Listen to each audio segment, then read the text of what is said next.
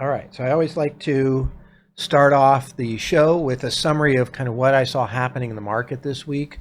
It's actually been a couple weeks since we've had the show, Hmm. and what a run we're having, really. It's unbelievable. If you look at charts like I do all the time, you don't see as many straight lines on the upside. You'll see those on the downside more because it's kind of a representation of human emotion, is what the stock market is. And mostly it's fear and greed. And so greed is not as strong as fear. And so if you look at a chart, they generally kind of go up slowly, and then when something happens, it comes down fairly quick. You can see that pretty clearly on a lot of charts. So you don't have as many kind of massive upruns that you Yeah. get like we're getting here. So what that tells you is that there was an awful lot of people sitting on the sidelines, with cash, maybe the big money on the sidelines with cash.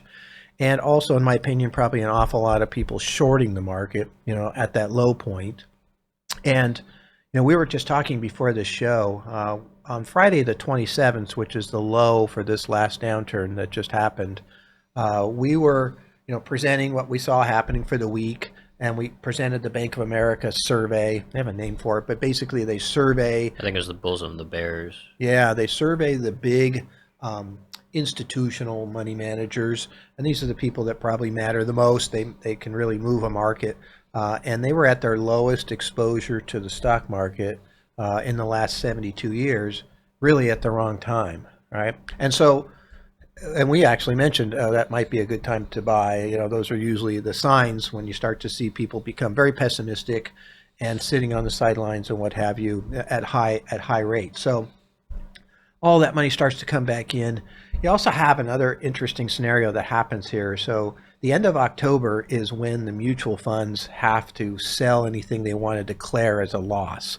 And so that's kind of a big deal as a fund manager, because maybe you've sold a bunch of things at gains during the year and you don't want to pass along some giant capital gain to the clients if you can Mm. avoid it. So you start looking for some of the things that you have at a loss. You can sell those, capture those losses to offset those gains.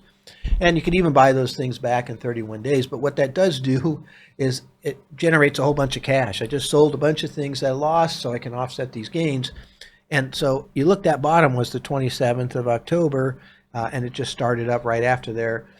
Part of that probably is money that was sold off in those stocks coming back into other stocks. They're reinvesting. So you get, you know, short covering happening, and then all this cash and other stuff on the sidelines. There's obviously things that happened, as a catalyst to this, but it's sort of like attaching news to a direction, Yeah. right? I think there's some fundamentals here. There's cash on the sidelines that's coming in. There's short covering and what have you, but the part of the impetus to kind of make it go was the Federal Reserve, not raising rates at their last meeting and having several different interviews where they sound a little softer than they did, Hmm. for previous times. And the market is now expecting that there will not be a rate increase, and and actually we'll have a rate decrease at this point starting in May. Hmm. And actually, by December, is the market's expecting a 1.25% decrease, which is pretty aggressive. And we'll talk some about that here in a minute, as to how that might happen and what that might mean for the stock market. But this has been just a great run here. I mean, really, really good run. The last show, we kind of had some checklist things Yeah. so I'll present a few of them again. So we needed to see that trend break, yeah, Hmm. which it did. Good. The last show, we needed to see us get above that little high, which we did. You can see it spent a little time there, kind of dropping, but it did it. We needed to get above that high, which at the last show we did, right? This show now, we actually are today hitting the high for the year. Yeah. Little over 4,600 on the S&P. We'll see where it closes. I put a lot of emphasis on the close. I think it's important, not just where it got during the day, which I do pay attention to, but I pay more attention to the close. And so it'd be nice to close today at another high. I think this will be the fifth or sixth week in a row that we've had gains. We start off this week, Monday, Tuesday, Wednesday down, Yeah. all the way, and then started to really move again Thursday and today. What's significant about today? Oh, one more checklist piece here is important. The all-time high. So go back to, I think it's the 3rd or 4th of January 2022, was the high point for the closing for the S&P 500 ever. We're not that far from it. It's a little over 4,800. We're a little over 4,600. Hmm. So we're within striking distance of getting to the all-time high. I think we're going to go farther here. I think this is a really significant run today in the sense that, we had a little downturn, but it didn't fall apart. They were all kind of light each day, 0.1, 0.2% type downturns. And then we reversed that and we retraced it all within the same week. So that's actually pretty important. So I think we go higher from here. The end of the year can oftentimes be difficult for the stock market just because that's the time frame that individuals like us can start to tax loss, harvest different things. So there's some selling that happens. And sometimes, I mean, last year it's exactly what happened. We had a big rebalancing that happened with the funds, right? And then we had this big, downturn for the last 2 weeks, only to be recovered fairly quickly in January. A little bit like what we saw happening here with this. But I do not think we'll get to the all-time high this year, only because I think once we get there, it'll be like touching a live wire a little bit. It'll probably retrace itself pretty quickly. Just because there's probably a lot of sell orders at that point and people that are looking to get their money back. So we call that resistance. So there's some resistance there.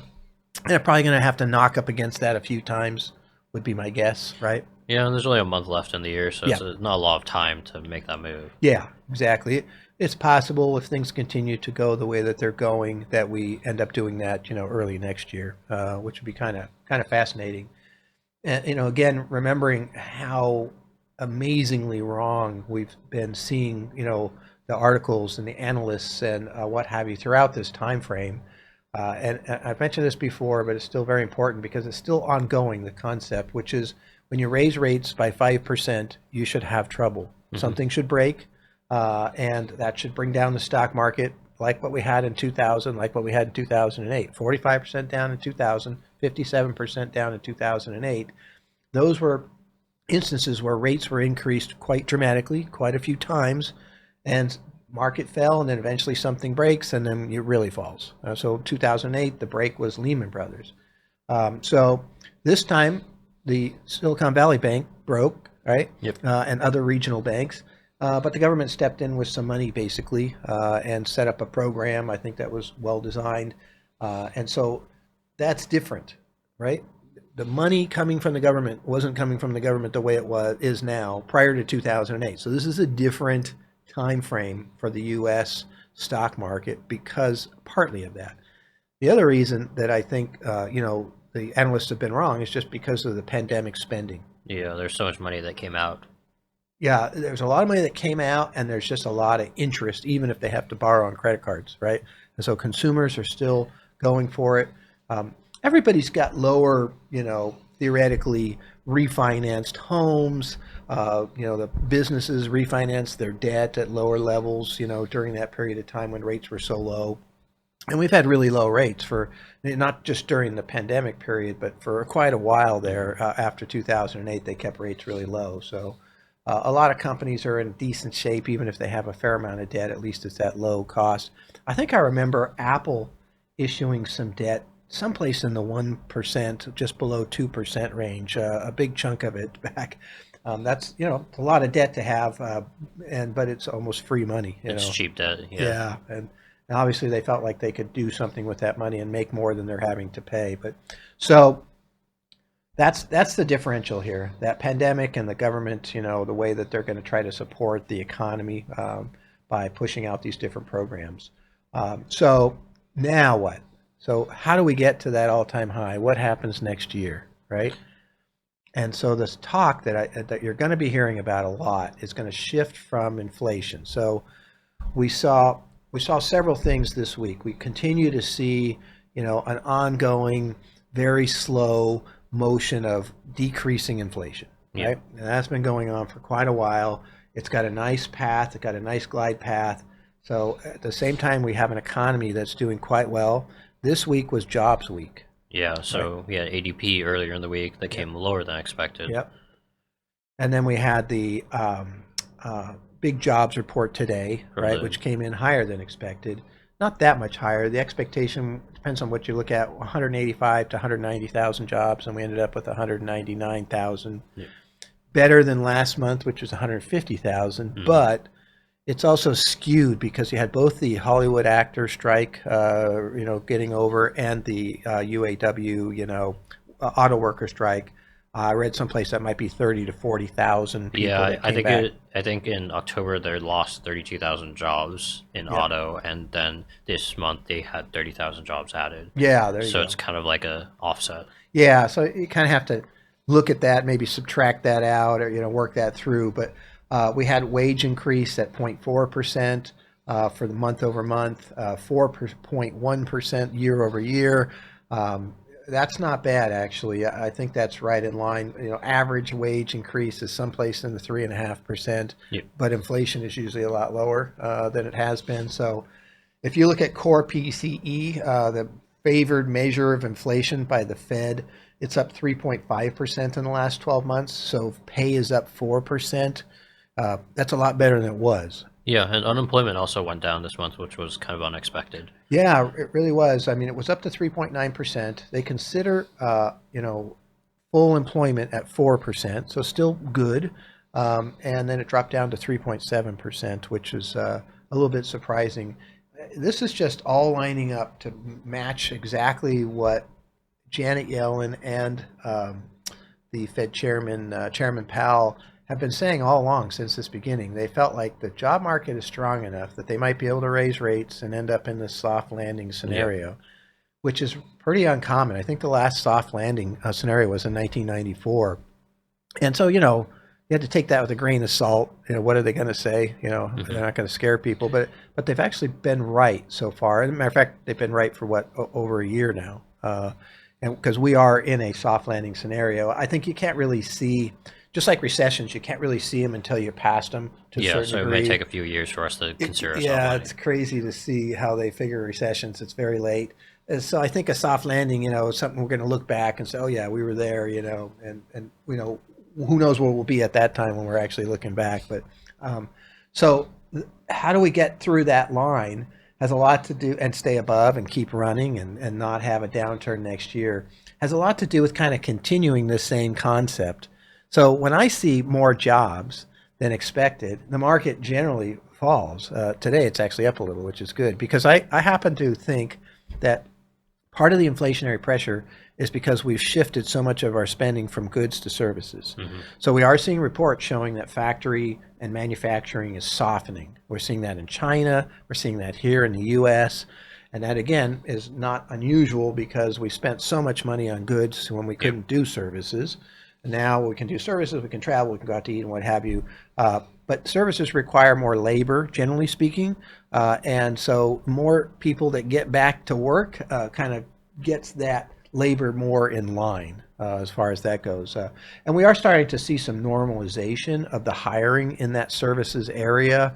And so I think maybe, some of that pressure with the people really coming out, and probably because things are more expensive. I read an article talking about this New York restaurant, and the gentleman was talking about how, used to get this huge packet of, chicken for $40, and now it's Yeah. $120. And of course, they have to pass that along to, their customers. It doesn't make them happy.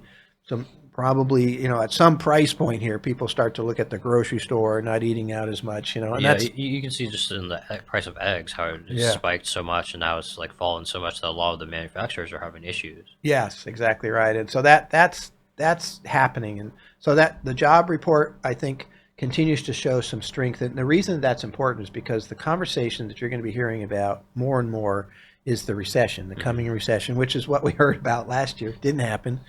Doesn't mean they're wrong. Sometimes you can be right and just not have the timeline, Hmm. right? You're just late. Now there was a timeline attached to most of the articles I was reading, which is the first half of 2023 was supposed to be a big recession, be down 20% by June. Those type of things. None of that happened. I mean, look at, we're hitting a all-time high for the year. We're very close to the all-time high ever. Hmm. So exactly the opposite of what was expected. So one of the things that is kind of interesting is that the market is expecting a rate decrease. Yep. Okay. When rates are lower, in general, the stock market goes up. When rates start to go down, it can be a mixed bag, Hmm. right? And so we have one chart here which just shows kind of the Fed rate cuts. they're usually, if you look, those gray bars are recessions. They usually are rate cuts either right during or right before the recession, right? There is one period there in the mid 80s where rate cuts happened without a recession. Yeah. And so I wouldn't discount that. I think that's one of the things that this market is confusing people about so much is we're having some unusual things happen. And again, it's those three things. It's the fact that, there's a pent up demand for supplies, the fact that supply is coming online, so that's bringing down inflation. And then we have, this scenario with the government being able to step in if they so desire to fix the regional banking system, for example, which is what happened this year. Because I think if they let those regional banks just implode, sort of like what happened with Lehman, we end up with another scenario like Lehman. There was a 30% stock market drop after Lehman folded. You'd see a lot more banks have fold. It would kind of be like a domino effect. Everyone would be rushing from their money to any of the large banks. Yeah, exactly right. And maybe it's good for the large banks, but it's not good for the economy as a whole to have all these regional banks folding up and people kind of panicking, and nobody wants to take a risk in that environment. So the stock market tends to be a little bit softer and such too. So here's the thing: if you're having rate cuts, and there's a projection for rate cuts starting in May, and fairly significant rate cuts of 1.25% by the end of next year, generally speaking, that is an expectation of some type of recession. Yeah. Okay, and the Federal Reserve has a dual mandate, and that is to keep full employment, which means keep unemployment below 4%, 4% or less, and then a 2% inflation rate on core PCE. Okay, so they are maybe responding to job market softness in May. So if you look back, it's a mixed bag. It depends. So for example, in 2000 and 2008, the market had run up quite a bit. They raised rates 19 times for one of them and 21 times for the other. And it really finally, turned into a full-blown recession. We ended up with big downturns. But it wasn't a pandemic. There was no government money that came in early. There was no, pent-up demand spending. So keep those two things in mind. They could offset whatever type of recession. We could have a recession that we don't even realize.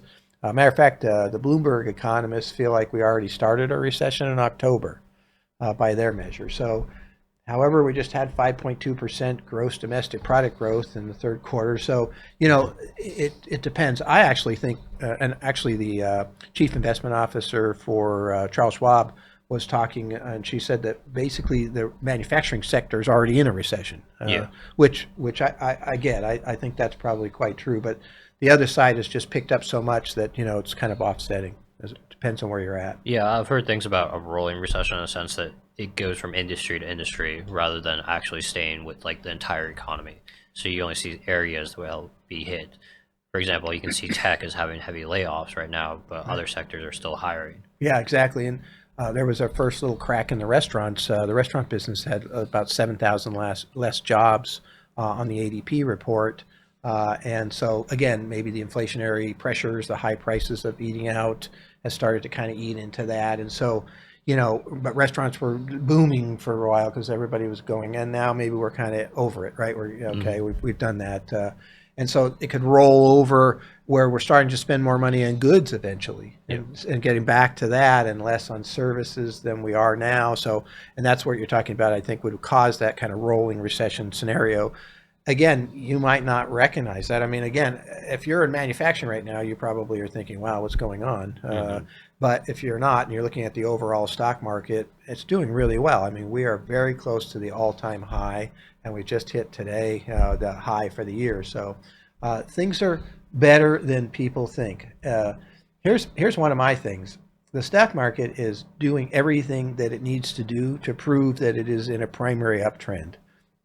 And it is recovering from downturns. It is doing everything it needs to do. The stock market is a leading indicator. It does not show us at this point any weakness in the economy. The reason the stock market's going up is the economy is doing well, earnings are doing well. There's some other basic fundamentals for why it goes, but you don't get this close to an all-time high in an inflationary environment unless things are decent. And so it is a predictor of what might happen over the next 6 to 18 months. And the stock market is saying things are okay as far as that goes. So I think this is going to be a really interesting year next year. It has some good potential to do well. There's all kinds of stats out there that show, after a big month like November you'll generally have a positive return in the next 12 months. The average return's almost 15%. I would take 15% from here. That would be really awesome, right? So we'll see how this plays out. But just keep in mind that there are some positive things happening, and that's one of the reasons why the stock market continues to kind of go. So thank you for joining us for our summary here. Look forward to being able to, go over this again next week.